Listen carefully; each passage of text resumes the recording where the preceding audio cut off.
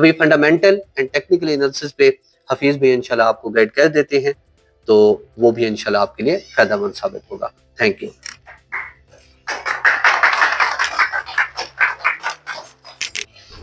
अस्सलाम वालेकुम दोस्तों, कैसे हैं आप सब? मैं कुछ आपसे क्वेश्चन भी करूंगा और इंशाल्लाह आपको कुछ चीज़ें प्रोवाइड भी करूंगा, तो आप लोगों ने मुझे क्वेश्चन के आंसर भी करने हैं। सबसे पहले मुझे ये बताएं कि सबसे ज़्यादा सफ़र कौन करके आया इस टाइम, दूर से, दूर दराज इलाके से? नहीं नहीं, ट्रैवल करके कौन आया सबसे ज़्यादा? बता सकते हैं कहाँ से आए हैं? माइक प्रोवाइड कीजिएगा जी। कौन से इलाके से आप आए हैं? कितना ट्रैवल किया आपने? जी जी, ठीक है। कितना? 2 घंटे का। और आप भाई, आप आपका राउंड अबाउट 3 घंटे का सफर है। ठीक है। तो सबसे पहले मुझे आप ये बताएं कि आप लोग यहाँ पर क्या सोच कर आए हैं कि हम फॉरेक्स ट्रेडिंग को एज अ करियर लेके चलना चाहते हैं या शॉर्ट टर्म के लिए ट्रेडिंग यूज क्या नाम है करना चाहते हैं, उसके बारे में मुझे थोड़ा सा बताएं कि कौन कौन स्टूडेंट ऐसे हैं जो ट्रेडिंग को एज अ करियर लेके चलना चाहते हैं कि हम इसको लॉन्ग टर्म लेके चलें। देखें स्टूडेंट, बात ऐसे है कि लॉन्ग टर्म का मतलब ये होता है कि जब भी आप फॉरेक्स ट्रेडिंग में आए हैं, इस फील्ड में आए हैं, तो इसका मतलब है कि आपके पास कोई प्लान, कोई स्ट्रेटजी होनी चाहिए, ठीक है, जिस पर आप काम करें, ठीक है, जिसको आप फॉलो करें। लेकिन आपने देखा होगा कि 95% जो है वो ट्रेडर जो है वो लॉस में है। इसकी कोई रीजन बता सकता है मुझे, क्यों लॉस में है? देखिए स्टूडेंट, बात ऐसे है कि अब आप मार्केट में आए हैं ना, अगर आपके पास स्ट्रेटजी नहीं है, स्ट्रेटजी के पहले मतलब समझ लें। मैं जो बात करूंगा, ठीक है, उसको डीपली समझाऊंगा, ठीक है। काफी स्टूडेंट ऐसे हैं मेरे जैसे जिनको लेट समझ आती है, तो उनको जो जो मैं वर्ड्स बोलूंगा उसको डीपली समझाऊंगा भी, एक एक चीज आप लोगों को समझ आ जाए, ठीक है। स्ट्रेटजी, जब भी हम स्ट्रेटजी का नाम लेते हैं तो हमारे माइंड में सबसे पहले क्या आता है कि ये कोई जादू की छड़ी है, ठीक है, जिसपे क्या नाम है हम क्लिक करेंगे हमें प्रॉफिट देगी। बेसिकली ऐसा नहीं होता। स्ट्रेटजी जो होती है ना, वो डिफरेंट मेथड को कंबाइन करके एक प्लान बनाया जाता है, ठीक है, जिसके तहत हम काम करते हैं। तो इंशाल्लाह मैं आपको एक ऐसी चीज प्रोवाइड करूंगा आज, तो वो आप क्या नाम है जब यूज करेंगे तो आप खुद कहेंगे कि हमारी जो ट्रेडिंग है वो एक नेक्स्ट लेवल पर चली गई है, ठीक है।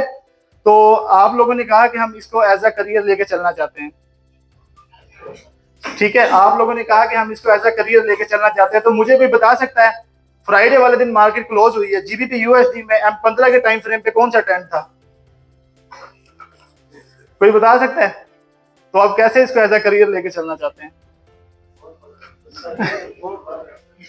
गोल्ड नहीं, मैंने कहा जीबीपी यूएसडी में M15 टाइम फ्रेम में फ्राइडे वाले दिन मार्केट क्लोज हुई है, तो उसमें कौन सा ट्रेंड था, कोई बता सकता है? बुलिश ट्रेंड था। तो आप कैसे कह रहे हैं कि हम ऐसा करियर लेके चलना चाहते हैं इसको? तो मतलब आप मार्केट को टाइम नहीं दे रहे हैं, ऐसे ही। लेकिन जो चीज मैं आपको प्रोवाइड करूंगा, नेक्स्ट आपसे कोई भी ये क्वेश्चन करेगा तो आप उसको फर्स्ट बताएंगे कि ये ट्रेंड था, ठीक है, फला दिन ये ट्रेंड था, फला दिन ये ट्रेंड था, फला करेंसी पेयर में ये ट्रेंड है और ये रहेगा, ठीक है। तो अब देखें, सबसे पहले मुझे ये बताएं कि आप देखें इस फील्ड में आए हैं, ठीक है, फॉरेक्स ट्रेडिंग फील्ड में आए हैं। अब जो भी आप स्टूडेंट हैं, ठीक है, किसी के रेफर से आए होंगे या किसी से सुना होगा, कहीं आपने सोशल मीडिया पे देखा होगा कि ट्रेडिंग जो है वो कोई एड्स वगैरह चल रहे हैं, वहां देखकर हम आए हैं। लेकिन आपने कभी ये सोचा कि ट्रेडिंग स्टार्ट कहाँ से हुई है? कभी कोई बता सकता है कि ट्रेडिंग का स्टार्ट कहाँ से हुआ, क्यों हुआ, इसकी जरूरत क्यों पेश आई? कोई ये बता सकता है? बताएं। जापान से? नहीं नहीं, जापान से नहीं मैं कह रहा, स्टार्ट क्यों हुआ, इसकी जरूरत क्यों पेश आई?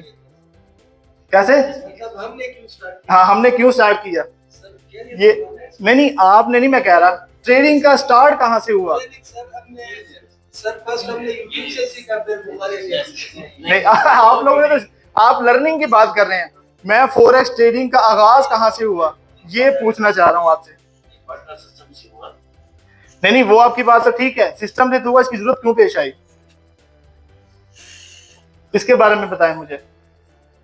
ये स्टार्ट हुआ, मैं आपको बताता हूँ डिटेल से। अब देखिए ना, आप लोग एज अ करियर तो लेके चलना चाहते हैं, लेकिन आपको जिसको करियर बनाना चाहते हैं उसके बारे में कुछ पता ही नहीं है, तो कैसे इसको करियर लेके चलेंगे? देखें, सबसे पहले जो है ब्रिटन वुड जो है ना, ये एक सिस्टम था, इसका जब एंड हुआ 1970 में, ठीक है, जब ये इसका एंड हुआ तब ये फॉरेक्स ट्रेडिंग स्टार्ट हुई। अब ब्रिटन वुड, अब आपको क्या नाम है, समझ रहे होंगे, पता नहीं किसी शख्स का नाम है, किसी पर्सन का नाम है, ये पर्सन का नाम नहीं है, यूएसए में एक प्लेस है, एक इलाका है, उसका नाम है। ठीक है, ये 1944 में जो है एक इंटरनेशनल कॉन्फ्रेंस हुई। ठीक है, वर्ल्ड वार 2 के बाद इंटरनेशनल कॉन्फ्रेंस हुई, जिसमें जो है वो क्या कहते हैं इसको, एक उन्होंने सिस्टम बनाना था। सिस्टम कैसा बनाना था कि हमने जो है करेंसीज को या गोल्ड को पैक करना है। पैक भी मैं आपको बताऊंगा आगे होता क्या है। अब 1944 में जब ये कॉन्फ्रेंस हुई, इसमें 44 जो कंट्रीज थी वो इन्वॉल्व थी। ठीक है, उन्होंने एक फाइनेंशियल सिस्टम बनाना था। ठीक है, फाइनेंशियल सिस्टम वो इस तरह बनाना था कि जो है ना करेंसीज को पैक कर दिया जाए किसी के साथ वहां पर। ठीक है, जो कॉन्फ्रेंस हुई 44 कंट्रीज के जो नुमाइंदे थे या उसके कंट्री के जो प्रेसिडेंट थे, उनकी वहां पर कॉन्फ्रेंस हुई। ठीक है, उसमें उन्होंने जो डॉलर था ना, डॉलर को पैक कर दिया किसके साथ, गोल्ड के साथ। ठीक है, पैक किया, पैक वो नहीं जो मेखाने में पीते हैं, वो पैक नहीं, पैक और है। ठीक है, आप पैक दूसरा समझ रहे हैं। पैक किया, पैक का मतलब मैं आपको समझाऊंगा। उन्होंने पैक किया, उसकी जो फर्स्ट प्राइस थी ना स्टार्ट में, कि डॉलर की प्राइस जो है ना $34 पर ऑन्स गोल्ड, ठीक है, मिलेगा आपको, ये पैक कर दिया, उन्होंने फिक्स कर दिया। फिर जो क्या नाम है बाकी कंट्रीज की करेंसी थी ना, उसको पैक कर दिया डॉलर के साथ। ठीक है, जो गोल्ड को किसके साथ पैक किया, डॉलर के साथ। डॉलर को किसके साथ पैक किया, अदर जितनी भी करेंसी थी उसके साथ। ठीक है, तो ये ऐसे सिस्टम ना चलता रहा 1971 तक। ठीक है, अब पैक का मतलब समझ लें। पैक का मतलब पता क्या होता है, किसी भी मुल्क की करेंसी को किसी दूसरे मुल्क की करेंसी के साथ फिक्स कर देना। जैसे आज जो है आप चले जाए ना दुबई में, दुबई की करेंसी सऊदी रियाल, ये फिक्स है, पैक किया हुआ उन्होंने इसके साथ। ठीक है, तो ये 1971 तक जो है वो इसी तरह पैक सिस्टम चलता रहा। ठीक है, मतलब कि करेंसी को फिक्स कर दिया जाए। अब मैं आपको एग्जांपल देता हूँ, एग्जांपल से आप समझ जाएंगे। जैसे पाकिस्तान में डॉलर यूज होता है, ठीक है, अदर करेंसी जो है बहुत ज्यादा यूज होती है। तो हम अगर हमारी हुकूमत जो है वो फिक्स कर दे, फिक्स कैसे कर दे कि 300 रुपए का डॉलर में आपको मिलेगा। ठीक है, सप्लाई एंड डिमांड पे कुछ नहीं, सप्लाई एंड डिमांड बढ़ने या कम होने से कुछ फर्क नहीं पड़ेगा, आपको 300 का डॉलर ही मिलेगा, वो पैक कर दिया। ठीक है, मतलब इसी प्राइस पे मिलेगा, चाहे सप्लाई बढ़े कम हो, डिमांड बढ़े कम हो, वो इसी के क्या नाम है 300 के हिसाब से ही आपको डॉलर पाकिस्तान में प्रोवाइड किया जाएगा। तो ये होता है पैक सिस्टम। 1971 में ये पैक सिस्टम खत्म हो गया। ब्रिटन वुड जो सिस्टम वहां पर लॉन्च हुआ था, उन्होंने जो एक सिस्टम बनाया था वहां पर, ठीक है, फाइनेंशियल सिस्टम जिसको कहते हैं, वो बनाया था, वो 1971 में खत्म हो गया। ठीक है, उसके बाद जो है फिर ये क्या नाम है पैक सिस्टम खत्म हुआ। फिर उसके बाद सप्लाई एंड डिमांड पे सिस्टम चला गया। सप्लाई एंड डिमांड कैसे, आप ऐसे समझ लें, फाइनेंशियल सिस्टम जो होता है ना, फाइनेंशियल सिस्टम ऐसे होता है कि जैसा कि अब पाकिस्तान में डॉलर ज्यादा हो गया, ठीक है, सप्लाई बढ़ गई है इसकी डॉलर्स की। ठीक है, तो क्या होगा, उसकी जो हमारी हो ना वो पाकिस्तानी PKR है, उसकी प्राइस भी बढ़ जाएगी। ठीक है, वो क्यों बढ़ेगी, सप्लाई हमारे मुल्क में जो है वो ज्यादा हो गई है। ठीक है, अब इसी तरह जो है अगर वो डिमांड बढ़ जाए तो हमारी PKR की वैल्यू कम हो जाती है। तो मतलब सप्लाई एंड डिमांड पे चला गया। जब ये सिस्टम ब्रिटन वुड का खत्म हुआ तो उसके बाद ये सिस्टम चल पड़ा। अब अगर हम बात करें कि हमारे पास जैसा कि रिटेल ट्रेडर के पास ट्रेडिंग कब आई, वो आई 1990 में। ठीक है, जब इंटरनेट जो है बहुत आम हो गया। ठीक है, जब आम हुआ तो ब्रोकर ने इंडिविजुअली ट्रेडर्स को, जैसा कि हम रिटेल ट्रेडर हैं, इनको फिर वो प्रोवाइड किया, जिसे आप लेवरेज का नाम लेते हैं ना। लेवरेज सिर्फ हमारे लिए है, बड़े बड़े बैंक्स, ठीक है, जितने भी जो फाइनेंशियल बैंक्स हो गए हैं, ठीक है, उसके बाद आप देख लें हेज फंड्स हो गई हैं, कंपनी जितने भी इंस्टीट्यूशनल हो गए हैं, उन्होंने ट्रेडिंग जो है ना फॉरेक्स में पहले स्टार्ट कर दी। हमसे पहले ही उन्होंने स्टार्ट की हुई थी। बैंक्स हो गए, ठीक है, उसके बाद हेज फंड जितने भी हैं, इंस्टीट्यूशनल है, उसके बाद हेज फंड जितने भी हैं, उसके बाद म्यूचुअल फंड हैं, बड़े बड़े जितने भी हैं जो फंड मैनेज करते हैं, उन्होंने जो ट्रेड है हुकूमतों ने वो पहले ही स्टार्ट की हुई थी हमसे पहले। हमें जो लेवरेज दी जाती है ना वो इस बेस पे दी जाती है कि हम भी ट्रेड कर सकें। अदरवाइज जो बैंक्स होते हैं, बैंक्स में अगर आप बड़े बड़े बैंक्स में अकाउंट ओपन करवाते हैं तो आपको लेवरेज की जरूरत नहीं होती। ठीक है, अब समझ आई कि ट्रेडिंग कहाँ से स्टार्ट हुई, क्यों स्टार्ट हुई, किसकी जरूरत क्यों पेश आई है। फिर 2000 के बाद जो है वो इससे मतलब कि पॉपुलर हो गई। उसके बाद जो है वो ज्यादा ब्रोकर्स भी आ गए। ठीक है, उसके बाद फिर लोग भी ट्रेड करना शुरू हो गए हैं ज्यादातर। अब किसी का कोई क्वेश्चन हो इस बारे में वो पूछ सकता है मुझसे। जी, माइक भी प्रोवाइड कीजिएगा जो क्वेश्चन हो। अब किस किस को समझ आ गई है ट्रेडिंग कहाँ से स्टार्ट हुई, क्यों स्टार्ट हुई, मतलब किसी को समझ नहीं आई ऐसे? तो हाथ खड़ा करें ना, ठीक है। अब देखें, मैं जो आपको एक चीज प्रोवाइड करूंगा, ठीक है, एक इंडिकेटर दूंगा, उसका नाम है वेल बेस एआई इंडिकेटर, ठीक है। ये देखें, वेल बेस एआई इंडिकेटर। एक मैं आपको एक चीज बताता चलूं, ये एआई बेस है, ठीक है। इसको एक प्रोफेशनल जो है डेवलपर ने डेवलप किया है, ठीक है। लेकिन इसका क्रेडिट जो है वो सर शुजात हुसैन बुखारी साहब को जाता है, जो उन्होंने इंडिकेटर जो है वो डेवलप करवाया, ठीक है। इतना ऐसे समझ लें कि नेक्स्ट लेवल का, बहुत अच्छा आपके लिए, ठीक है। आप जैसा कि मैंने आपसे क्वेश्चन किया भाई ट्रेंड कौन सा चल रहा है, आपको नहीं पता, तो ये आपको वो चीजें प्रोवाइड करेगा जो आप जो है काफी टाइम लगाकर जो है वो चार्ट पर लेके आते हैं, वो 1 मिनट में आपको ये देगा, ठीक है। अब देख लें एआई क्या है, काफी लोगों को एआई का नहीं पता, आर्टिफिशियल इंटेलिजेंस, ठीक है। बहुत से लोगों को, मेरे जैसे को नहीं पता। अब देखें इसके साथ साथ दूसरी एप्लीकेशन भी है, डीप सीक, जिसको हम डीप थिंकिंग भी कहते हैं, ठीक है, वो डीपली सोचती है। उसके बाद एक है माइक्रोसॉफ्ट का कोपाइलट, ठीक है, वो भी है एक, वो भी आप लोग मोस्टली जो है वो स्टूडेंट यूज करते होंगे, बहुत जो है वो कॉलेज यूनिवर्सिटी वाले ये ऐसी चीजें ना असाइनमेंट्स बनाने के लिए, ठीक है, वो यूज करते हैं, ठीक है। अब देखें डीप सीक का अगर आप नाम लेना, डीप सीक एक ऐसी एप्लीकेशन है, जब वो लॉन्च हुई ना जनवरी में, तो अमेरिका को $2 ट्रिलियन का नुकसान हुआ। आपको पता है इस चीज का? $2 ट्रिलियन का नुकसान हुआ। अब आप लोग सोचेंगे डीप सीक लॉन्च होने से अमेरिका को क्या नुकसान हुआ?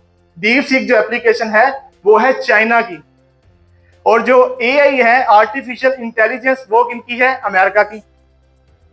तो उनको क्यों नुकसान हुआ वो मैं आपको बताता हूं।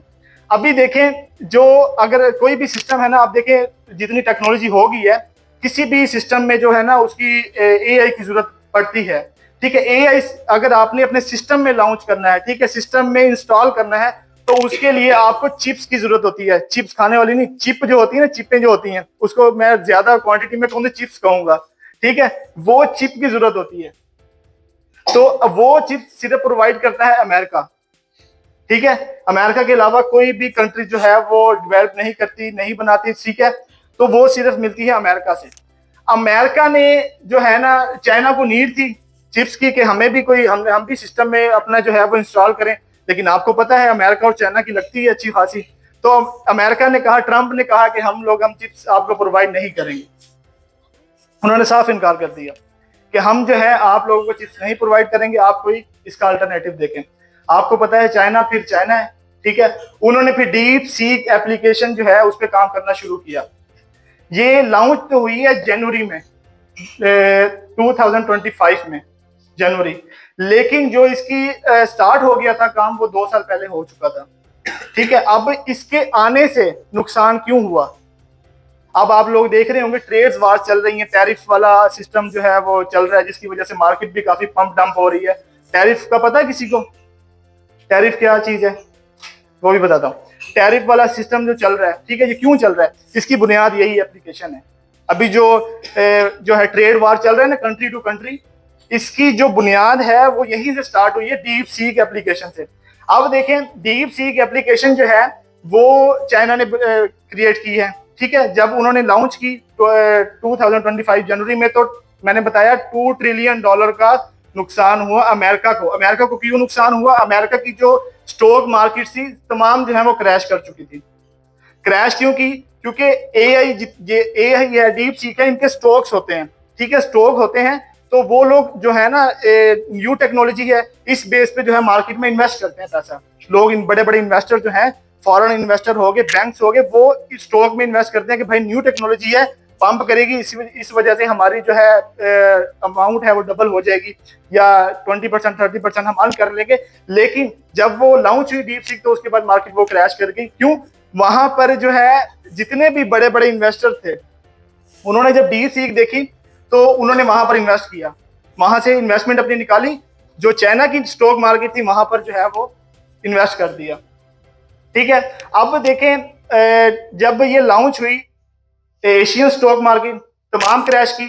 उसके बाद जो है अमेरिका की स्टॉक मार्केट, यूरोप की स्टॉक मार्केट तमाम जो है वो क्रैश कर गई। सिर्फ जो है चाइना की स्टॉक मार्केट पंप की उन दिनों में, ठीक है।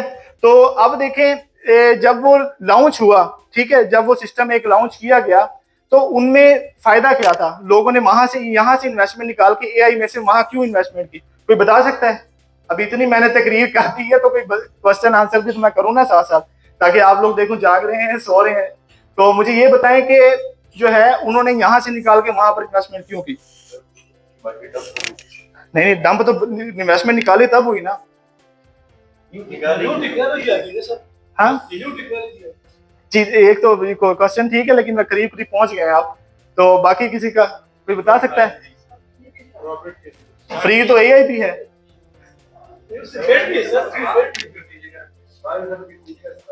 जी, मैं कह रहा हूं कि जब डीप सीक लॉन्च हुई है, ठीक है, तो लोगों ने एआई, आर्टिफिशियल इंटेलिजेंस, जो चैट जीपीटी है, उसके स्टॉक से पैसा निकाल के चैट जो डीप सीक के स्टॉक्स हैं उनमें क्यों इन्वेस्ट किया? वो मार्केट क्यों पंप हुई और ये क्यों डंप हुई?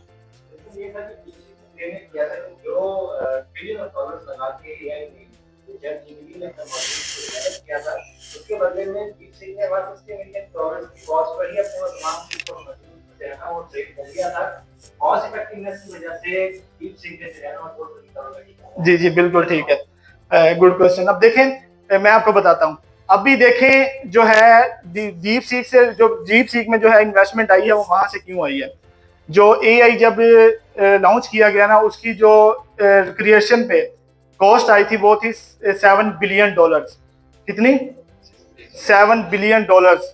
और जो डीप सीक लॉन्च हुई है वो चंद मिलियन डॉलर में, चंद मिलियन डॉलर में। अब एक फैक्ट्री किसी ने मतलब के बनानी है, ठीक है, फैक्ट्री बनानी है, उसने अपना एआई जो है ना उसमें अपने सिस्टम में इंस्टॉल करना है, उसको नीड होगी चिप्स की। वही आपको जो स्टार्ट में बताया, चिप्स की नीड होगी, ठीक है, वो मिलेगी अमेरिका से। अब डीप सीक जो है वही सेम चीज है, लेकिन वो विदाउट चिप्स है। आप विदाउट चिप्स फ्री में वो जो है वो अपने सिस्टम में इंस्टॉल कर सकते हैं।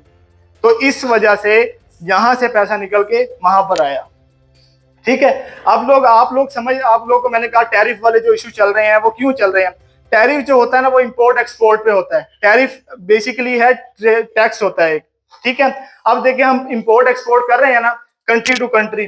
अब अमेरिका चाइना को इंपोर्ट करता है, एक्सपोर्ट करता है, या चाइना अमेरिका को एक्सपोर्ट करता है, ठीक है। जब अमेरिका वहां की प्रोडक्ट इंपोर्ट करेगा तो उसने अमेरिका के ऊपर लगा दिया 15% टैरिफ। 15% टैरिफ का मतलब ये है कि मैं आपको एग्जांपल देता हूं, एक आईफोन है, ठीक है, $1000 का जो है वो चाइना अमेरिका में भेज रहा है, ठीक है, इंपोर्टर्स को, जो इंपोर्टर्स होते हैं, ठीक है, पोर्ट के ऊपर इंपोर्टर्स होते हैं ना, जो कंटेनर्स की सूरत में देते हैं माल, वो ले रहे हैं $1000 में। पहले जब 15% टैरिफ लगा तो उसके बाद जो है उसकी कॉस्ट बढ़ गई, ठीक है। कॉस्ट कैसे बढ़ गई? 15% जो है वो इंपोर्टर्स देंगे ना, वो तो अमेरिका ने लगाया उनके ऊपर टैक्स, लेकिन नुकसान किसका हुआ? अमेरिका के अपने इंपोर्टर्स का, ठीक है। वो क्यों हुआ? अब देखिए, 15% जो टैरिफ लगा है वो टैरिफ तो जाएगा हुकूमत को, ठीक है। अब टैक्स लगा, मैं इंपोर्टर्स हूँ, ठीक है, मैं टैक्स पे करूंगा, अपनी हुकूमत के पास जाएगा ना, वो अमेरिका के पास तो नहीं जाएगा। लेकिन इसका मकसद क्या था टैरिफ लगाने का? इसका मतलब ये था कि इंपोर्टेड माल जो है बाहर से आता है, ठीक है, उसकी वैल्यू कम हो जाए, मतलब वो उसकी कॉस्ट बढ़ जाएगी, लोग जो है कंज्यूमर जो है वो बाय करना बंद कर देंगे, ठीक है। फिर लोकल प्रोडक्ट जो है वो कंट्री में बनती है उसको परचेज करेंगे। इसका मकसद ये था।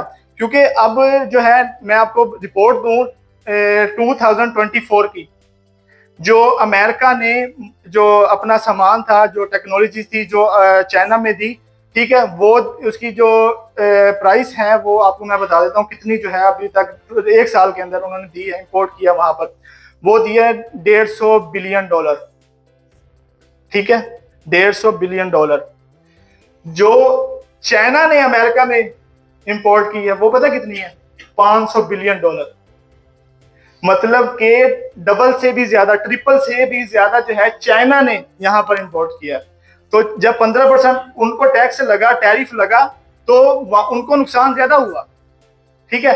अब आपने देखा होगा, अगर कोई फंडामेंटल में इंटरेस्ट रखता हो ना, वो न्यूज़ वगैरह देख रहा होगा CNBC के ऊपर, ठीक है, ब्लूमबर्ग, डिफरेंट जो है वो न्यूज वाली वेबसाइट्स हैं, वहां पर आप देखें, इनको रीड किया करें, ठीक है। आप लोग एज अ करियर तो लेकर चलना चाहते हैं, लेकिन ऐसी चीजें भी आपको रीड करनी चाहिए, ठीक है, कि किस कंट्री की कंडीशन कैसी है। मैं जीबी पे ट्रेड कर रहा हूँ, ठीक है, पाउंड की कंडीशन कैसी है, ठीक है, मैं डॉलर ट्रेड कर रहा हूँ, ठीक है, मैंने देखना है अमेरिका में क्या सिचुएशन है, उनकी इकोनॉमी कैसी है, ठीक है, उनका इंटरेस्ट रेट क्या चल रहा है, उनकी इन्फ्लेशन क्या है, ठीक है। ये चीजें आप लोगों ने देखेंगे तो आपको मार्केट समझ आएगी ना। सिर्फ ये नहीं कि बाय सेल करने से आप लोग जो है वो ट्रेडर बन जाएंगे, लेकिन आप लोगों को ये भी चीजें देखनी होंगी, साथ साथ ओवरऑल कंडीशन भी देखनी होती है, ठीक है, फंडामेंटल भी आप लोगों के जरूरी है।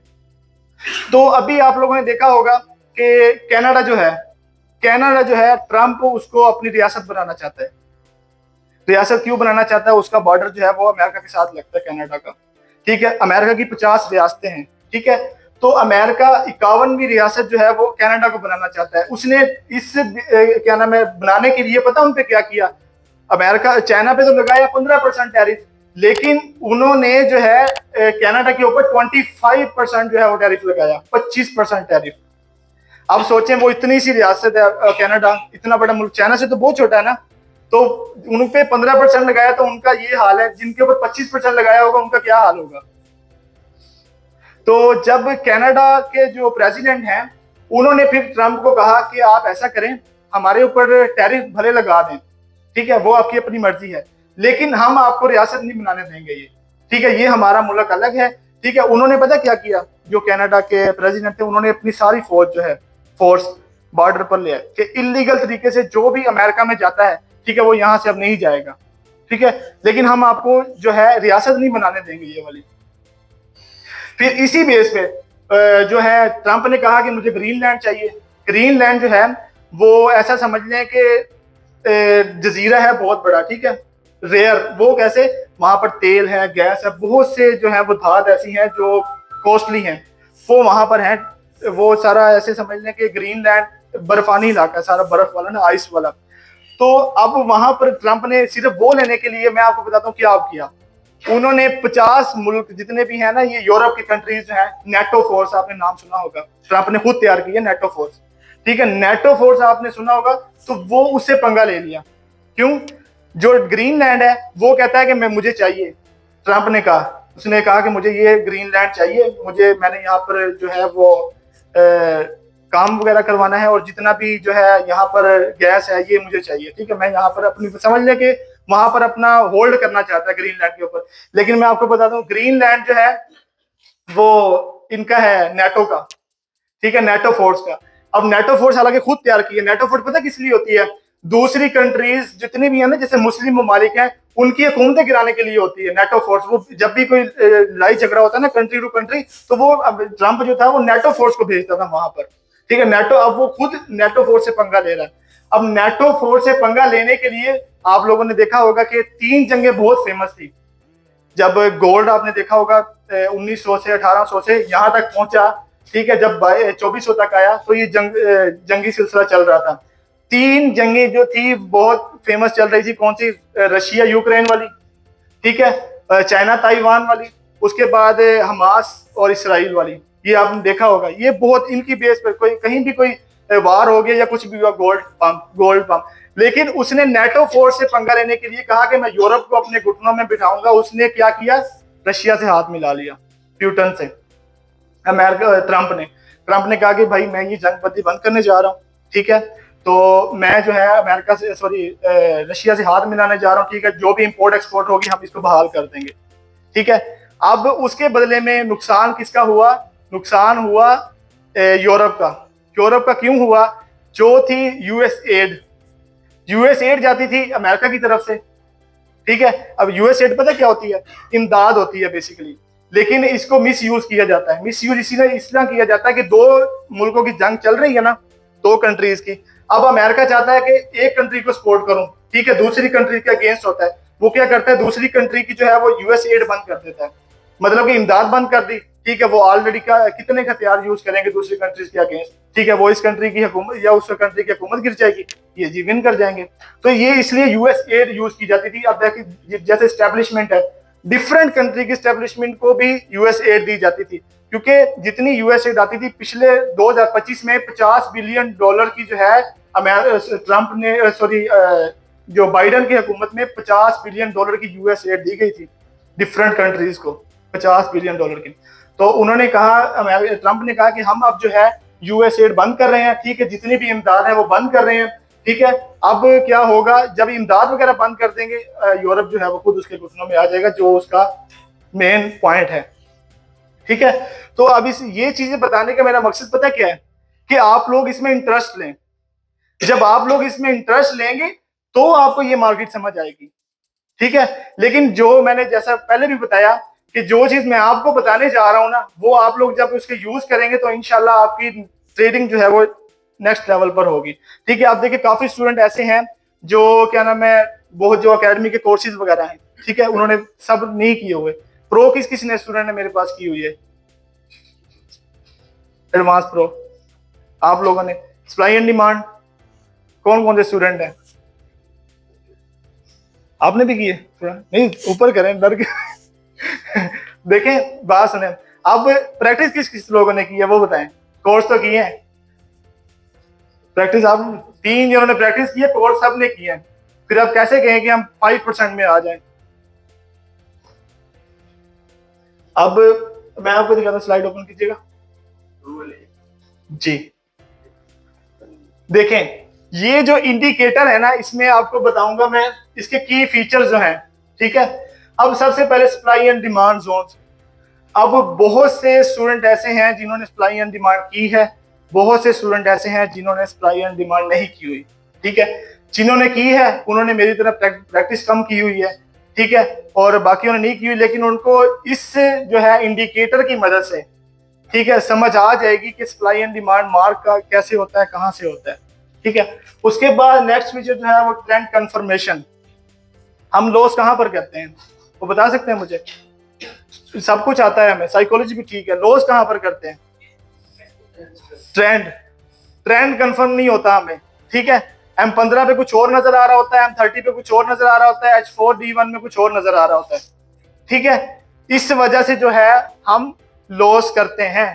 ये इंडिकेटर आपको ट्रेंड कंफर्मेशन देगा कि ट्रेंड कौन सा चल रहा है, ठीक है।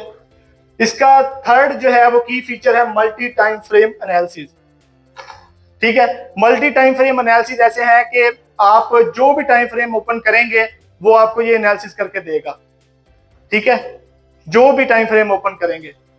उसके बाद जो है अभी आपको बताऊं clear buy and sell signals, ठीक है, बाय एंड सेल सिग्नल। अब काफी इंडिकेटर होते हैं लैगिंग इंडिकेटर, ठीक है। लैगिंग इंडिकेटर मतलब कि मार्केट जब गुजर जाती है तब वो कहते हैं कि भाई बाय कर लें इधर से, ठीक है, ये वो इंडिकेटर नहीं है। Next slide sir. अब ये वर्क कैसे करता है? ट्रेंड की डायरेक्शन आपको बता देगा। अब पता क्या होता है बेसिकली, मैं आपको बताता हूं। अब ऐसा होता है कि मार्केट जब हायर लो बना रही होती है ना, बीच में ना जब टॉप पे जाके एक छोटा सा स्विंग बना देती है, हायर लो छोटा सा बना के हायर हाई बना देगी। जब मार्केट उस हायर लो को ब्रेक करेगी तो हम कहते हैं ट्रेंड जो है वो शिफ्ट हो चुका है, स्ट्रक्चर शिफ्ट हो चुका है। ऐसा होता है, लेकिन वो शिफ्ट नहीं होता। वो शिफ्ट पता कब होता है? जब वो नीचे वाला लो ब्रेक करती है। तो ये आपको ट्रेंड कंफर्मेशन जो है वो देगा, डायरेक्शन बताएगा। अब मल्टी टाइम फ्रेम एक्यूरेसी, इस इंडिकेटर की जो है वो एक्यूरेसी जो है मल्टी टाइम फ्रेम में उसी तरह है कि जिस तरह आप H4 में देखते हैं, M5 में देखते हैं, M30 में देखते हैं, जो टाइम फ्रेम ओपन करेंगे इसकी एक्यूरेसी तमाम जो है वो टाइम फ्रेम में एक जैसी है, ठीक है। Auto analysis. अब देखें मैं एनालिसिस करने बैठता हूँ जी, मैं मंडे को मार्केट ओपन होने वाली है, चलो एनालिसिस करने बैठता हूँ।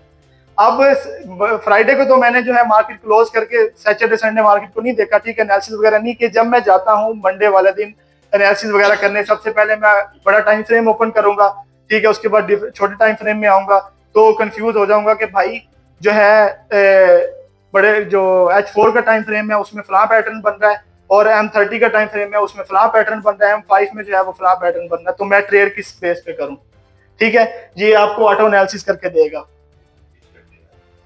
उसके बाद मार्केट साइकोलॉजी, ये मार्केट की साइकोलॉजी को भी समझता है। वो कैसे, वो मैं आपको बताता हूँ। अब काफी जोन जो होते हैं वो ट्रेड करने वाले होते हैं, काफी जोन जो होते हैं वो ट्रेड करने वाले नहीं होते, ठीक है।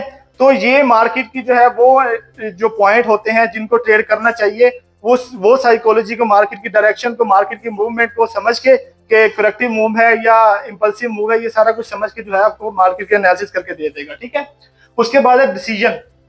अब डिसीजन वही मैंने जैसा कि पहले आपको बताया कि हम डिफरेंट टाइम फ्रेम में जो है वो एनालिसिस करते हैं, ठीक है, H4 में कर लिए, M30 में कर लिए, M5 में कर लिए, सब में कर लिए। अब जो है M30 आपको बाय बता रहा होता है, M5 जो है वो आपको सेल बता रहा होता है, आप ट्रेड किस पे करें? ये आपको ऐसा फील होता है? फील क्या होता है आप देखते होंगे मार्केट में, किस किस को ऐसा होता है कि यार ट्रेड H4 में या M30 में तो क्या नाम है फलां पैटर्न बन रहा है या बाय बन रहा है। अब आप जब इंट्राडे करने आते हैं तो आपको वहां पर सेल नजर आ रहा होता है। मतलब किसी सबको नहीं होता, आपको होता है? सबके साथ यही इशू है। तो ये आपको जो है डिसीजन बताएगा कि आपने कौन सा डिसीजन लेना है, बाय का लेना है, सेल का लेना है, कौन सा डिसीजन लेना है। ठीक है, नेक्स्ट जो है ये एक्यूरेट एनालिसिस, जैसा कि आपको मैंने बताया एक्यूरेट एनालिसिस करना। ठीक है, आपने क्लासेस में भी देखा होगा, जब आप क्लासेस लेते हैं सर भी आप लोगों को बताते हैं दो टाइम फ्रेम अगर मैच कर रहे हो, ठीक है, तो आप एंट्री ले सकते हैं। अगर जैसा कि एक बड़ा टाइम फ्रेम हो गया, एक कोई इंट्राडे वाला कोई टाइम फ्रेम हो गया, वो अगर आपको सिग्नल दे रहा है बाय का तो आप उसको बाय करें, अगर वो सेल का सिग्नल दे रहा है तो आप उसको सेल करें, सिंपल है। ठीक है, दो सिग्नल होने चाहिए, दो टाइम फ्रेम की कंफर्मेशन होनी चाहिए। ठीक है, तो ये आपको जो है वो एक्यूरेट एनालिसिस करके देगा, जिसमें आप इजीली, अब देखिए ना, मैं H4 के एनालिसिस करता हूँ या M30 के करता हूँ तो मैं पीछे वाले भूल जाता हूँ कि H4 के कौन से थे। ठीक है, अब M30 पे आता तो वो कुछ और नजर आ रहा होता है, क्योंकि कैंडल्स का डिफरेंस होता है। तो इस वजह से जो है वो एक्यूरेट एनालिसिस करके देगा, जो टाइम फ्रेम ओपन करेंगे 1 मिनट के अंदर अंदर M30 में ये बना हुआ है, H4 में ये, HD1 में ये आपको समझ आ गई। हाँ भाई, दो टाइम फ्रेम मैच कर रहे हैं या नहीं कर रहे, आप उस पर डिसीजन ले लें अपना। ठीक है, उसके बाद देखें मल्टी टाइम फ्रेम सपोर्ट, ये मल्टी टाइम फ्रेम में आपको सपोर्ट करेगा। अब देखें काफी स्टूडेंट जो हैं वो इंट्राडे करते हैं, ठीक है, कुछ पोजीशन ट्रेडिंग करते हैं, कुछ स्काल्पिंग करते हैं, तो ये हर टाइम फ्रेम में जो है वो आपको ये सपोर्ट करेगा, एक जैसी सपोर्ट करेगा। ठीक है, अब देखें यूजर फ्रेंडली इंटरफेस, अब इस यहाँ पर मजा आएगा। यहाँ मजा क्या आएगा, अब काफी स्टूडेंट जो है वो ये सोच रहे होंगे कि हमें तो भाई सप्लाई एंड डिमांड ही नहीं आती, या कुछ मतलब के कुछ ऐसे कोर्सेज हैं जो हमने नहीं किए हुए। ठीक है, तो हम इसको कैसे यूज करें? तो ये जो लोग हैं एक्सपर्ट ट्रेडर्स हैं उनके लिए भी है और बिगिनर्स के लिए भी है, जिन्होंने सिर्फ एडवांस प्रो तक कोर्सेज किए हुए हैं, उनके लिए भी है। ठीक है, ये सिर्फ ये नहीं है कि जो क्या नाम है अच्छे लेवल पर ट्रेडिंग कर रहे हैं, ठीक है, एक्स्ट्रा जो है जिन्होंने टाइम स्पेंड किया वो मार्केट में कोर्सेज किए हुए हैं, ये उनके लिए है, उनके लिए नहीं है, सबके लिए है, आपके लिए। ठीक है, तो इस बात को माइंड में रखिएगा। उसके बाद है ऑटो एंट्रीज। ऑटो एंट्रीज का मतलब पता क्या होता है कि मुझे बाय एंड सेल बताए कि मैं कहां से बाय करूं, कहां से सेल करूं, ये खुद बताए। मैं नहीं पूछूंगा कि हाँ भाई तुमने मैं कहां से बाय करूं, कहां से सेल करूं, ये बताएगा कि भाई ये पॉइंट है आपका बाय का, ये पॉइंट है आपका सेल का। ठीक है, यहां से बाय करें, यहां से आप सेल करें। ठीक है, उसके बाद थर्ड जो है वो फॉर बिजी पर्संस। अब काफी जो है वो जॉब होल्डर्स होते हैं, ठीक है, उसके बाद कुछ लोग जो है वो बिजनेसमैन होते हैं, वो कहते हैं कि हम भाई सारा दिन जो है वो एनालिसिस कैसे करें मार्केट पे, मार्केट को कैसे देखते रहें। ठीक है, सारा दिन आप देखें ना, मार्केट कैंडल जब बनाती है तो वो अपना डायरेक्शन भी चेंज करती रहती है ना, कि अब एक जगह पे कंटिन्यूशन पैटर्न बन रहा है, दूसरी जगह पे मार्केट थोड़ा टॉप पे गई, वहां रिवर्सल पैटर्न बन गया। ठीक है, मतलब कि मार्केट अपनी डायरेक्शन जो है वो चेंज करती रहती है, बुलिश बीरिश साइड में करती रहती है। लेकिन मैं बार बार जो है अपना बिजनेस संभालूं या चार्ट को देखूं, तो कुछ लोग इस वजह से भी जो है ना ट्रेडिंग से दूर हो जाते हैं। ठीक है, हालांकि पता उनको सब कुछ होता है, लेकिन टाइम ना होने की वजह से जो है वो ट्रेडिंग से दूर हो जाते हैं। तो ये ऐसे पर्सन के लिए भी है जो बिजनेसमैन है, जॉब होल्डर है, जो बिजी होते हैं। ठीक है, जो सेशन जो है आपके मेन सेशन जो है London session, New York session, in time frame में बिजी होते हैं मोस्टली। तो इन टाइम फ्रेम में ट्रेड करनी, सॉरी इसी टाइम में ट्रेड करनी होती है, लंदन सेशन में या न्यूयॉर्क सेशन में। तो ये आप उस टाइम भी जो है अपना इंडिकेटर ओपन करके इसको देख सकते हैं। ठीक है, अब एक और आपको बात बताता चलो, काफी लोग जो हैं वो प्राइस एक्शन करते हैं। ठीक है, उसके बाद डिफरेंट जो आजकल कोर्सेज चल रहे हैं, SMC बड़ा चल रहा है, ठीक है, वो यूज करते हैं। लेकिन आपको एक और बात बता दूं, SMC मेथड नहीं है, SMC एक स्ट्रेटेजी है। ठीक है, मैंने पहले बताया डिफरेंट जो मेथड को कंबाइन करके चीज बनाई जाए उसको हम स्ट्रेटेजी कहते हैं, मेथड नहीं कहते। ठीक है, अब आप लोग कहेंगे कि SMC कैसे स्ट्रेटेजी है? SMC सप्लाई एंड डिमांड का जो मेथड है। ठीक है, उसके बाद प्राइस एक्शन जो वो बॉस चौक जो है वो सारा हायर लो हायर हाई हम प्राइस एक्शन में सिखाते हैं। तो ये वो है आपका सप्लाई एंड डिमांड। आप देखें मार्केट ने क्या नाम है स्ट्रक्चर ब्रेक किया, अब सर जो पढ़ाते हैं आपको एकेडमी की तरफ से जो पढ़ाया जाता है वो बताया जाता है कि मार्केट ने स्ट्रक्चर ब्रेक किया, स्ट्रक्चर होने के बाद, स्ट्रक्चर होने से पहले जो कैंडल्स बनती हैं, ठीक है, लेकिन लग आउट, ठीक है, उसके वहां वो आपने कैंडल मार्क करनी है। लेकिन हम जो एसएमसी में मार्क करते हैं वो क्या कहते हैं, स्ट्रक्चर ब्रेक हुआ, इंड्यूसमेंट हुई, उसके बाद नीचे जो ऑर्डर ब्लॉक होगा, ठीक है, ऑर्डर ब्लॉक जो उसके ऊपर अब देखिए लेग इन लेग आउट अच्छा हो तो फेयर वैल्यू गैप आ ही जाता है, ठीक है। कैंडल में फेयर वैल्यू गैप, तीन कैंडल्स के दरमियान जो गैप होता है उसको फेयर एफवीजी कहते हैं, ठीक है। तो ये जो है सप्लाई एंड डिमांड में हम वैसे ही पढ़ाते हैं, तो इसका मतलब है सप्लाई एंड डिमांड का चोरी किया हुआ है, ये एसएमसी का अपना कोई कॉन्सेप्ट नहीं है, तो ये एसएमसी एक स्ट्रेटेजी है। अब देखें मैं आपको एक चीज बताता हूँ, अब यहाँ पर मेरे पास पेन हो तो मैं आपको समझा दूं, आप लोगों ने इस बात पे तवज्जो करनी है, ठीक है। आप लोगों को वो चीज बताने लगा हूं जहां पर लोग कंफ्यूज होते हैं।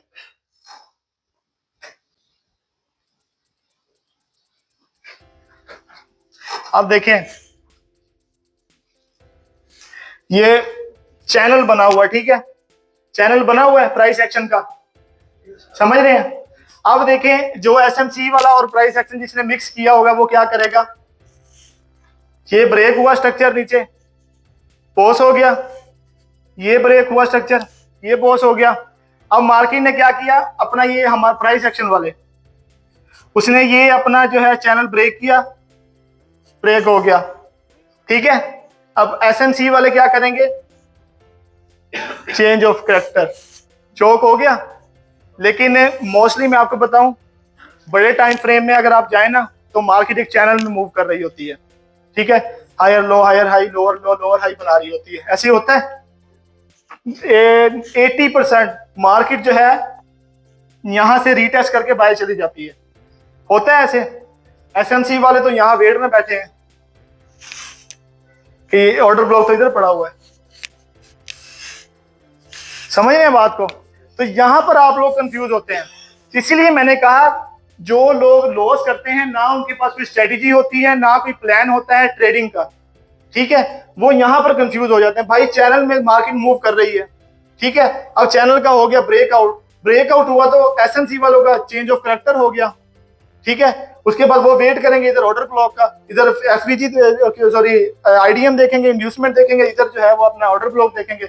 आप जो है बड़े टाइम फ्रेम में जब जाएंगे तो बड़े टाइम फ्रेम में मार्केट सिर्फ चैनल में मूव कर रही होती है और वो इतना लंबा रीटेस्ट के लिए नहीं जाती, छोटे टाइम फ्रेम में मोस्टली चली जाती है यहां तक, लेकिन बड़े टाइम फ्रेम में आप जाएंगे वो यहां से रीटेस्ट करके ऊपर चली जाती है, अपना जो है वो ट्रेंड चेंज कर देती है। तो यहां पर आप लोग जो है वो कंफ्यूज होते हैं।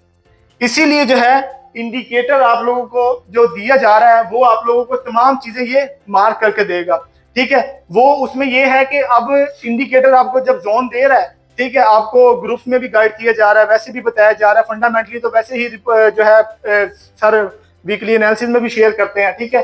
तो आप वो फंडामेंटल वहां से भी देख सकते हैं, ठीक है। अपनी जो है इंटर जो टेक्निकली जो है आप ट्रेड करना चाहते हैं वो आप इंडिकेटर को देखकर जो है वो कर सकते हैं। अब मुझे आप लोग ये बताएं किस किस को समझ आई है जो मैंने बताया, किसको समझ नहीं आई, जिसको आई है वो हाथ ऊपर कर दे, पूछूंगा भी क्या समझ आई है, ठीक है, पूछ लूं, कोई एक भाई बताया क्या समझ आई है जो जो मैंने बताया है, इसका मोरल बता दें कि हाँ भाई ये है, जी बताएं, माइक दीजिएगा।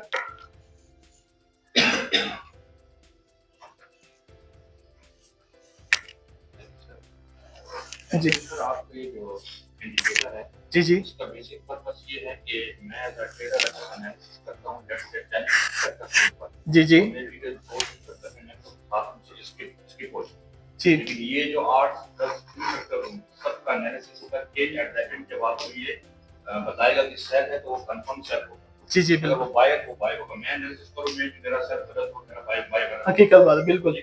तो जो एक ह्यूमन बीइंग सोचता है तो हमारी इतनी पावर स्ट्रांग नहीं हो, ठीक है, आपका जो इंडिकेटर है वो सारे फैक्टर्स जो नेटवर्क के एट कंफर्म पता है वेरी केयरफुल। जी जी गुड। अब देखें मैं आपको एक चीज बताऊं, प्राइस एक्शन जो है ना, प्राइस एक्शन वर्क करता है मार्केट में, ठीक है। अब कोई भाई, अब मैं डिफरेंट अकाउंट्स पे ना ट्रेड करता हूं, ठीक है, डिफरेंट अकाउंट्स है मेरे पास, लेकिन मैंने एक अकाउंट ऐसा रखा हुआ है जिसमें मैं मिनिमम लोड साइज यूज करता हूं और उससे जो है अपना मंथली टारगेट अचीव करता हूं। वो क्या, स्टूडेंट्स के लिए, स्टूडेंट्स को दिखाने के लिए कि भाई छोटी लोड के साथ भी काम होता है। आप आए थे मेरे पास लास्ट टाइम उधर, आपको तब भी मैंने दिखाया था। ये भाई जो है इनके साथ एक और भाई थे, वो हैरान हो गए थे कि 0.01 से $50 हम तो क्या नाम है 50-50 यूज करते हैं, 10-10 की 0.10 की लोड यूज करते हैं, तो ये पॉसिबल, मैंने कहा जी पॉसिबल है। इससे आपकी एक तो साइकोलॉजी होनी चाहिए, दूसरा, अपने मेथड पे बिलीव होना चाहिए कि मैं जिस मेथड पे ट्रेड कर रहा हूँ उस पर मुझे बिलीव होना चाहिए। ठीक है, अब देखिए मैंने प्राइस एक्शन का कोर्स किया या कोई भी सप्लाई एंड डिमांड का किया, कुछ भी किया अकेडमी की तरफ से, ठीक है, मैं तो कोर्स तो मैंने कर लिया, प्रैक्टिस नहीं की, फिर क्या होगा, आप कंफ्यूज होते हैं, यार वो फलां ट्रेडर बहुत अच्छा है, फलां ट्रेडर, वो ट्रेडर नहीं होते, वो इन्फ्लुएंसर होते हैं। ठीक है, वो आप जो है डिफरेंट सोशल मीडिया पे जाते हैं ना, टिकटॉक हो गया, इंस्टाग्राम हो गया, फेसबुक हो गया, वहां पर वो ऐड चला, क्या नाम है, वीडियोस अपनी दे रहे होते हैं, जी ये मैंने बाय कर लिया, ये सेल कर लिया, ये ऐसे ऐसे, आपको वो कंफ्यूज करते हैं, फिर आप एहसास कमतरी का शिकार हो जाते हैं कि यार हमारे पास तो कुछ है नहीं, ये तो बंदा पता नहीं कैसे कमा रहा है। मोस्टली जो है आपको जितने भी ये इन्फ्लुएंसर होते हैं अपना इन्वेस्टर पासवर्ड नहीं शेयर करते। ठीक है, इन्वेस्टर पासवर्ड जो है, ये समझ तहरीक जो है ये चलाई है, सर शुजात साहब ने चलाई है कि भाई इन्वेस्टर पासवर्ड दें हमें। ठीक है, आप तो कहते हैं ना कि भाई हम ट्रेडर हैं, हम जी फलां मेथड पे ट्रेड करते हैं, ठीक है, मैं तो आईसीटी कर रहा हूँ, आईसीटी जी मेथड थोड़ी है, वो तो एक उसने कॉन्सेप्ट दिया है, ठीक है, उसको आपने उठा के मेथड बना दिया। मुझे अल्हम्दुलिल्लाह जो मेथड का आप नाम लेंगे मैं उसके आपको पॉइंट्स भी बता दूंगा कि कौन कौन से पॉइंट जो है वो इस मेथड में यूज होते हैं। ठीक है, और ये किस बेस पे काम करता है, मैं एक एक चीज आपको बता सकता हूँ, लेकिन मैं 100% आपको ये कहना चाह रहा हूँ कि मैं इस मेथड पे किसी पे ट्रेड नहीं करता। सिर्फ पता क्यों मैंने ये समझे हुए हैं, सीखे हुए हैं, आप लोगों के लिए, आप लोगों के लिए, इस वजह से कि कुछ आप लोगों में ऐसे होते हैं ना, स्टूडेंट आ जाते हैं कि जो बताते हैं कि सर ये आपको तो आता नहीं है। ठीक है, हम कम्युनिटी में बैठे हैं, कम्युनिटी में बैठे हैं, इस वजह से हमें ये चीजें पता होनी चाहिए, तो इस वजह से बेसिकली मैं काम उस पर नहीं करता। सप्लाई एंड डिमांड हो गया, प्राइस एक्शन को कंबाइन करके आप इस पे काम करें, इंशाल्लाह आपको बहुत मजा आएगा। ये जो आपको इंडिकेटर दिया जा रहा है ये इसी का कॉम्बिनेशन है। ठीक है, इसमें डिफरेंट जो है वो टूल्स अप्लाई किए गए हैं, डिफरेंट जो है वो मेथड को कंबाइन करके एक इंडिकेटर डिजाइन किया है। ठीक है, जैसा कि मैंने स्टार्ट में बताया, इंडिकेटर जो है प्रोफेशनल एक जो है डेवलपर ने डेवलप किया है, लेकिन इसका क्रेडिट जो है वो सैयद शुजात उस्ताद बुखारी साहब को जाता है। ठीक है, उन्होंने आप लोगों के लिए जो है वो एक इंडिकेटर बनाया जिससे आप अपनी ट्रेडिंग को आसान बना सकें। ठीक है, ये नहीं कि अब देखिए हमारा अगर ये होता कि हम आपसे इन्वेस्टमेंट ले, जी भाई इन्वेस्ट करें आप, क्या नाम है, हमारे ग्रुप ज्वाइन करें, अगर हमारा ये होता तो हम बेसिक के बाद कहते जी आप आ जाओ काम करो लाइव मार्केट पे। हम क्यों आपका 6-7 महीने मार्केट में स्पेंड करते हैं, इसी वजह से कि आप लोग जो है वो मार्केट को थोड़ा टाइम दें, मार्केट को समझे। देखें मैं आपको बताता हूँ, आप लोग जितने भी हैं, आप लोगों ने एडवांस किया है, ठीक है, सप्लाई एंड डिमांड किया है या प्रो कोर्स किया हुआ, सब ने किया होगा, लेकिन सब प्रॉफिट में नहीं होंगे।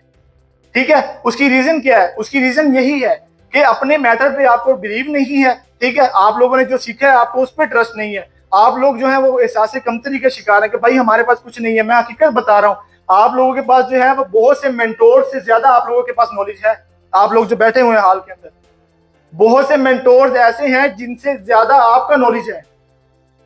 ठीक है, एहसास कमतरी का शिकार ना हो, जो सीखा है उसको अप्लाई करें।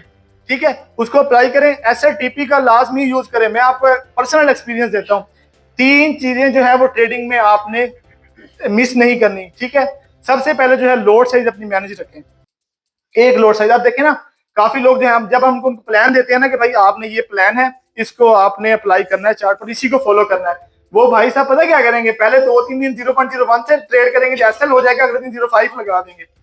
ठीक है, प्लान तो बढ़ गया सारा। ठीक है ना, तो इसी तरह अगर आपका एसएल हुआ है 0.01 से, आपका टीपी भी 0.01 से ही होना चाहिए। ठीक है, अगर टीपी 0.01 से हुआ है तो 0.01 से आपका एसएल भी होना चाहिए, ये भी। ठीक है, इसको प्लान कहते हैं 1/3 की रेशो। अब बड़ी लोड के साथ आप एसएल करा रहे हैं, छोटी के साथ टीपी जो करवा रहे हैं, आप कहां से प्रॉफिट में होंगे, एंड ऑफ द मंथ तो आप लॉस में ही होंगे ना। तो आपने ये चीज नोट करनी है कि जो आपने लोड यूज करनी है वो मिनिमम रखनी है। सेकंड जो है, 1000 आपके एसएल हो जाए, एसएल टीपी लगाना नहीं छोड़ना। अब काफी लोग पता क्या करते हैं कि हम ट्रेड जब लगा लेते हैं, टीपी तो लगा लेते हैं लेकिन एसएल नहीं लगाते। पता क्यों नहीं लगाते, कि मार्केट में एसएल करके चली जाएगी भाई, ऐसा होता है ना, मार्केट एसएल करके बाहर चली जाएगी। तो आप लोग जब एसएल लगा लेंगे तो आपको पता लगेगा ना मेरे मार्केट ने एसएल क्यों किया है, मैंने क्या गलती की थी। ठीक है, 1 मिनट। जब आप लोगों को अपनी गलती नहीं पता होगी कि मैंने कहाँ मिस्टेक की है, कहाँ पर जो है वो गलती की है, मुझे समझ जो एसएल लगाया मेरा क्यों हिट हुआ है। ठीक है, मैंने कोई जल्दीबाजी तो नहीं की ट्रेड लेने में। ठीक है, मेरे कोई एविडेंस के बगैर तो ट्रेड नहीं ली। ठीक है, जब आप लोग ये देखेंगे तो आपको समझ आएगी ना कि हाँ भाई नेक्स्ट मैंने ये काम नहीं करना। SLTP अपना लाजमी आपने यूज करना है, ठीक है, और मिनिमम लोड साइज जो है वो आपने लाजमी यूज करनी है, ठीक है।